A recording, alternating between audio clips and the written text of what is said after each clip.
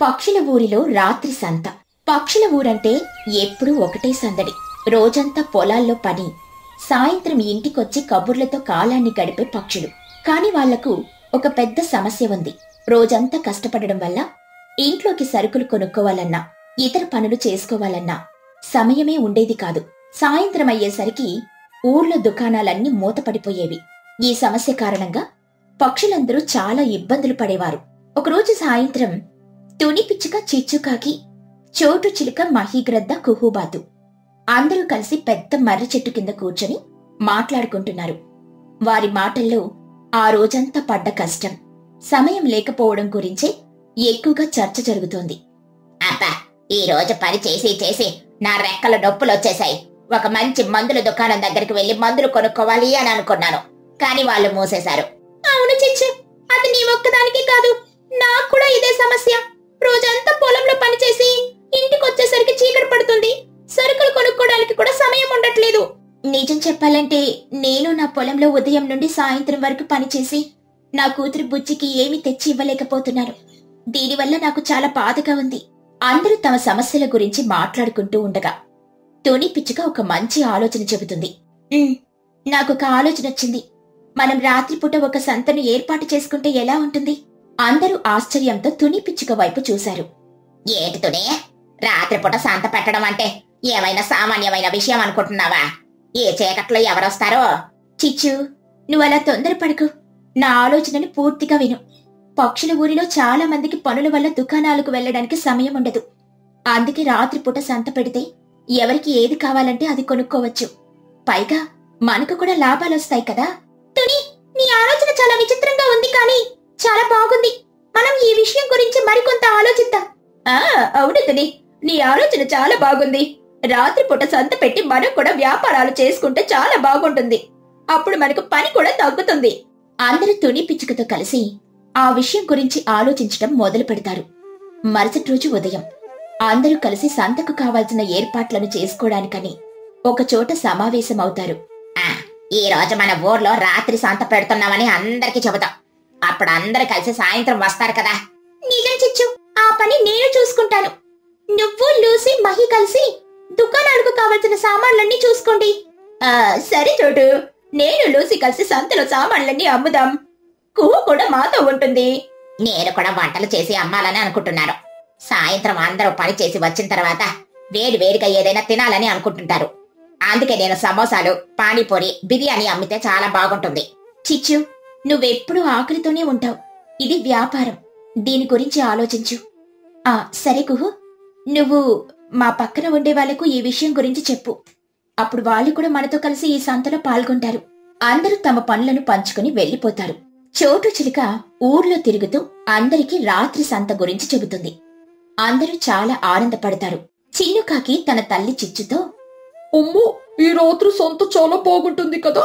రోజంతా పనిచేసి ఇంటికొచ్చిన తర్వాత వేడివేడిగా ఏదైనా తినొచ్చు. బన్ను చిలుక తన తల్లి చోటు చిలుకతో, అమ్మా, ఈ రాత్రి సంత మన ఊరికి ఒక కొత్త అనుభూతిని ఇస్తుంది. బుజ్జి పిచ్చుక తన తల్లి తుని పిచ్చుకతో, అమ్మా, ఈ రాత్రి సంత మనకు డబ్బు కూడా ఇస్తుంది కదా. ఇప్పుడు మనం కూడా ధనవంతులం అవుతాం. అందరూ తమ పనులను సాయంత్రంలోగా పూర్తి చేసుకుని ఇంటికొస్తారు. రాత్రి అవగానే పక్షులందరూ రాత్రి సంత దగ్గరకు వెళ్తారు. చూడు చిచ్చు, అందరూ వచ్చారు. ఈ రాత్రి సంత చాలా బాగుంది కదా. అవును తుని, చూడు ఎంతమంది వచ్చారు. ఇది నా వ్యాపారానికి చాలా మంచి అవకాశం. చిచ్చుకాకి పానీపూరి, సమోసా, చికెన్ బిర్యానీ వంటివి అమ్ముతుంటే చోటు చిలుక కూరగాయలు, ఆకుకూరలు, పండ్లు, ఇతర సరుకులు అమ్ముతుంది. మహిగ్రద్ద, కుహుబాతు ఇద్దరు కలిసి పక్షులకు కావలసిన సరుకులు అమ్ముతుంటారు. ఇక లూసీ పౌరం అప్పుడే అక్కడికొచ్చి రాత్రి సంతను చూసి ఆశ్చర్యపోతుంది. అమ్మో, పక్షులు ఊర్లో రాత్రి సంత పెట్టారా? ఇది నేనెప్పుడు చూడలేదే.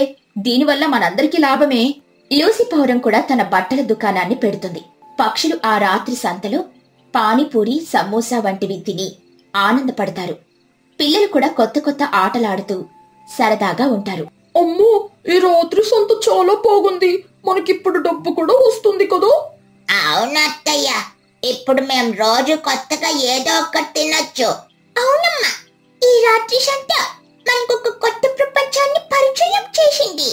అందరూ ఆ రాత్రి సంతలో ఆనందంగా గడిపేసరికి పక్క గ్రామంలోని పక్షులు కూడా ఈ విషయం తెలుసుకుంటారు. రాత్రిపూట సంతలో అన్ని రకాల సరుకులు దొరుకుతున్నాయని తెలుసుకుని వారు కూడా పక్షుల ఊరికి వస్తారు. పక్క గ్రామం నుండి వచ్చిన పక్షులు రాత్రి సంతలో చాలా ఆనందంగా గడుపుతారు. పక్షుల ఊరిలో రాత్రి సంత చాలా బాగా సాగుతుంది. అందరికీ లాభాలొస్తాయి. అందరూ ఒకరికొకరు సాయం చేసుకుంటూ తమ వ్యాపారాలను మరింతగా అభివృద్ధి చేసుకుంటారు. ఊరిలో రాత్రి సంతకు పక్షులందరి నుండి అద్భుతమైన స్పందన లభిస్తుంది. అందరూ తమ రోజువారీ పనులు ముగించుకొని రాత్రికి సంతకొచ్చి కావలసినవన్నీ కొనుక్కొని స్నేహితులతో కలిసి కబుర్లు చెప్పుకొని సరదాగా సమయాన్ని గడిపేవారు. ఈ కొత్త ఏర్పాటుతో పక్షులందరికీ ఎంతో సంతోషంగా ఉంది. ఒకరోజు చిచ్చుకాకి కుహుబాతుతో గొడవ పడుతుంది. కుహు, నీ దుకాణం ముందు నువ్వు ఎక్కువ మందిని ఆకర్షిస్తున్నావు. దానివల్ల నా వ్యాపారం దెబ్బతింటోంది. నా దుకాణానికి వచ్చే కస్టమర్లందరూ నీ దుకాణం దగ్గరే ఉంటున్నారు. చిచ్చు, అలా మాట్లాడుకో. అందరూ వారి అవసరాలకు అనుగుణంగా దుకాణానికి వస్తారు. నీకు కూడా కావాలంటే నాలాగా అందరితో కలిసిమెలిసి మాట్లాడడం నేర్చుకో. నాలాంటి గొప్ప వ్యాపారికి నీ సలహా అవసరం లేదులే. మహిగ్రద్ద చిచ్చు కుహుల మధ్య జరిగిన గొడవని చూసి వారిని సముదాయించింది. చిచ్చు, కుహు, మీ మధ్య గొడవలొద్దు. మనమందరం స్నేహితులం. మనం ఒకరికొకరు సాయం చేసుకుంటే మన వ్యాపారం మరింతగా అభివృద్ధి చెందుతుంది. మహి, నువ్వు అలా చెప్పడం నాకు బాగానే ఉంది. కానీ నా పక్కనే ఉండి నా దుకాణంలో కస్టమర్లను లాగుతుంటే నాకు కోపం రాదా ఏంటి? సరే, నువ్వు కూడా నీ దుకాణాన్ని మరింత ఆకర్షణీయంగా మార్చుకో. పక్షులను ఆకర్షించడానికి కొత్త రుచులను వండి పక్షులను ఆకర్షించు. మహిగ్రద్ద సలహా విని చిచ్చుకాకి తన కోపాన్ని తగ్గించుకుంది. ఆమె రోజు కొత్త రుచులను వండి పక్షులను ఆకర్షించింది. మరోవైపు పక్క గ్రామంలో ఉన్న పక్షులు కూడా రాత్రి సంత ఏర్పాటు చేసుకోవాలని అనుకున్నారు. కాని వారు ఎలా చేయాలి, ఎవరినడగాలి అని తెలియక పక్షుల ఊరికొచ్చి తుని పిచ్చుకను చోటు చిలుకను అడిగారు. లేదు లేదు, ఈ సంతలో కేవలం మన ఊరు వారు మాత్రమే అమ్మాలి. వేరే ఊరి వాళ్ళు అమ్మకూడదు. అలా చేస్తే మన గిరాకీ తగ్గుతుంది. చిచ్చు, అలా మాట్లాడుకు. మనకు గిరాకీ తగ్గదు, ఇంకా పెరుగుతుంది. పక్క గ్రామంలోని పక్షులు కూడా మన సంతలోకొస్తారు. దానివల్ల మన వ్యాపారం ఇంకా పెరుగుతుంది. చిచ్చుకాకి తుని పిచ్చుక మాట వినకుండా పక్క గ్రామం నుండి వచ్చిన పక్షులతో గొడవ పడుతుంది. మీరెందుకు ఇక్కడ దుకాణాలు పెడుతున్నారు? ఇది మా సంత. మీరిక్కడ దుకాణాలు పెట్టడానికి వీల్లేదు.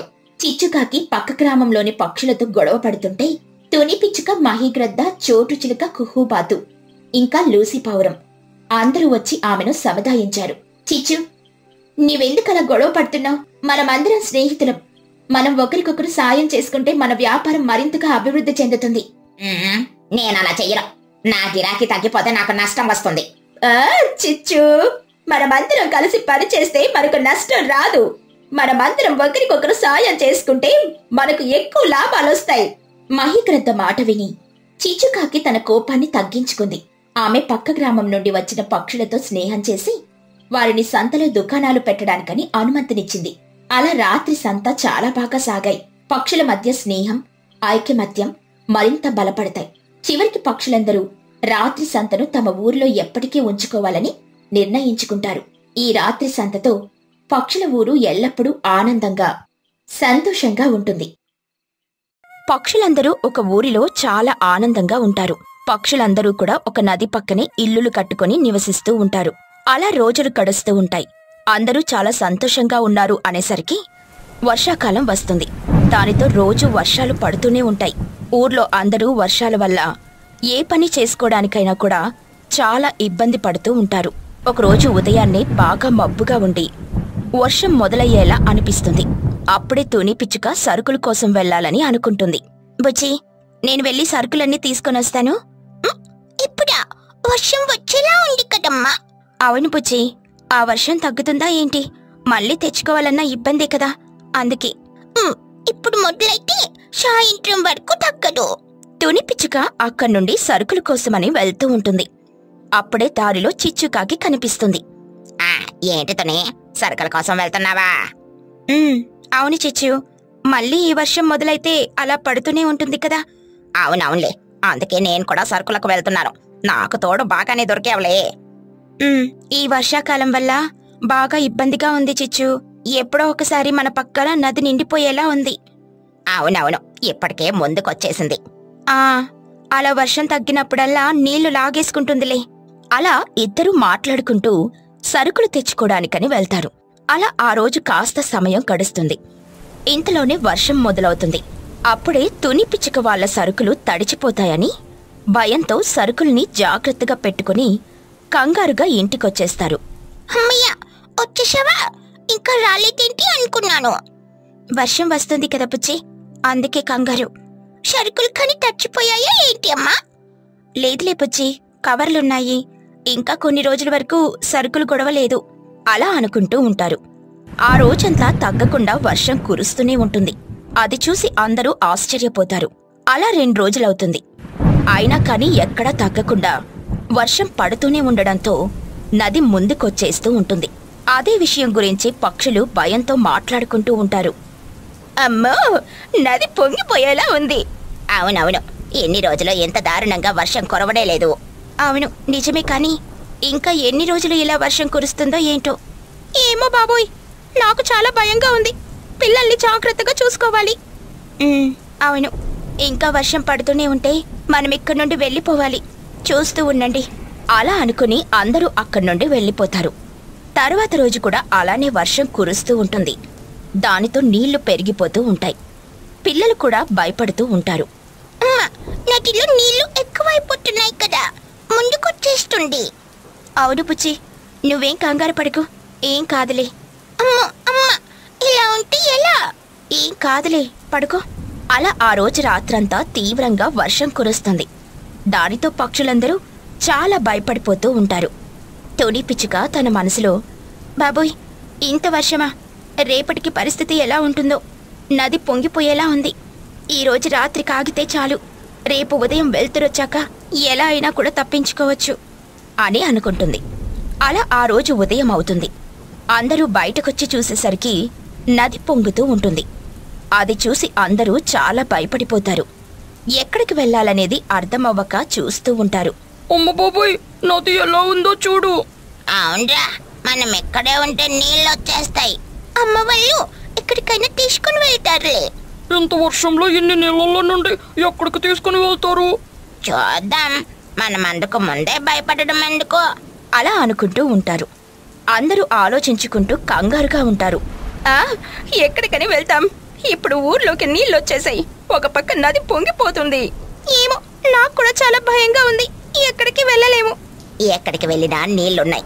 ఇప్పుడు ఈ నీళ్లను దాటుకుని వెళ్ళడం అంటే చాలా కష్టం. అవును, కాని ఏదో ఒక దారి ఉంటుంది. అలా అనుకుంటూనే ఆలోచిస్తూ ఉంటారు. అప్పుడే తుని పిచ్చుకకి ఒక విషయం గుర్తుకొస్తుంది. మనం ఇంత భయపడుతున్నాం కానీ భయపడాల్సిన అవసరమే లేదు. ఏం తుని, ఎందుకో? ఇక్కడి నుండి కొంచెం దూరంలో ఒక చిన్న కొండలాంటి దానిపై ఒక గుహ ఉంది. ఏంటి? అవునా? అదెక్కడో తెలుసా నీకు? తెలుసు మహి. మనం అక్కడికి వెళ్ళగలిగితే చాలు, తప్పించుకుంటే ఏ ఇబ్బంది ఉండదు. అలా అయితే మంచిదేగా, అందరం అక్కడికే వెళ్దాం. కానీ ఈ నీళ్లను దాటుకుని వెళ్ళడమే కష్టంగా ఉందే తుని. అలా అని ఇక్కడే ఉంటే మనం ఈ నీళ్ళలోనే కొట్టుకుపోతాం. అలా అనుకుంటూ అందరూ ఏం చెయ్యాలా అని బాగా ఆలోచించుకుంటూ ఉంటారు. అప్పుడే తుని పిచ్చుక చెప్పినట్టు చేద్దామని నిర్ణయించుకుంటారు. అందరూ తుని చెప్పిన చోటుకి వెళ్దాం పదండి. అవును, ఇక్కడే ఉండి బాధపడే కన్నా అక్కడికి వెళ్ళడమే నయం. వెళ్దాం, కానీ ఈ వర్షాలు నీళ్లు ఎప్పుడు తగ్గుతాయో మనకి తెలియదు. వంట చేసుకోవడానికి కూడా అన్నీ తీసుకుని వెళ్దాం. సరే సరే, పదండి, అన్నీ తెచ్చుకుందాం. నీళ్ళు వచ్చేస్తున్నాయి. అందరూ కంగారుగా వాళ్ళ ఇంట్లో ఉన్న సరుకులవన్నీ కూడా తీసుకుని వస్తారు. అందరూ ఆ గుహలోకి వెళ్ళడానికని సిద్ధమవుతారు. ఆ గుహ దగ్గరికి వెళ్ళడం కూడా ఇప్పుడు చాలా కష్టం, కానీ ప్రయత్నిద్దాం. పిల్లల్ని జాగ్రత్తగా చూసుకోవాలి. ఇప్పుడు ఎలా వెళ్ళాలి? ఆ చివర ఉన్న చిన్న కొండ వరకు వెళ్ళాలి. ఈ నీళ్లలో జాగ్రత్తగా నడవాలి. ఒకరి చెయ్యి ఒకరు పట్టుకోండి. అలా అందరూ కలిసి మెల్లగా ఆ నీళ్లలో నుండి నడుస్తూ వెళ్తారు. నీళ్ల ప్రభావం వల్ల వాళ్ళని తోసేస్తూ ఉంటాయి. అయినా కాని అందరూ చాలా కష్టపడుతూ వెళ్తూ ఉంటారు. వర్షం కారణంగా అక్కడక్కడ చెట్లు పడిపోయుంటాయి. చెట్లు పడిపోయాయి, చూసుకోండి. అవును, కానీ మనకి ఎన్ని తిప్పలొచ్చాయి అసలు.